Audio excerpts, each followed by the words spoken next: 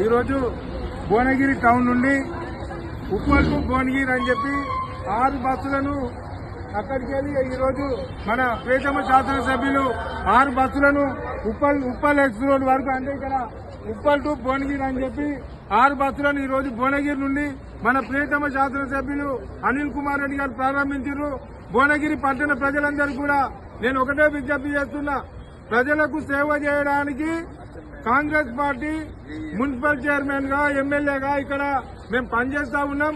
భువనగిరి పట్టణ ప్రజలు ఎప్పటి నుండో మాకు బస్సులు కావాలని చెప్పి డిమాండ్ చేస్తా ఉన్నారు.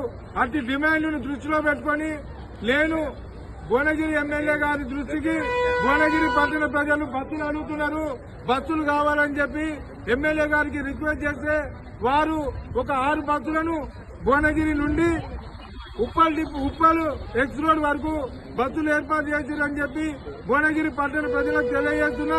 ఇదంతా కూడా గమనించాలని చెప్పి మీ అందరికీ తెలియజేస్తూ ఈ 6 బస్సులు ఇచ్చిన ఆర్టీసీ మంత్రి రవాణా మంత్రి పొన్నం ప్రభాకర్ గౌడ్ గారికి, ఆర్ఎం గారికి, డిఎం గారికి, ఆర్టీసీ సిబ్బంది కూడా ధన్యవాదాలు తెలియజేస్తున్నా.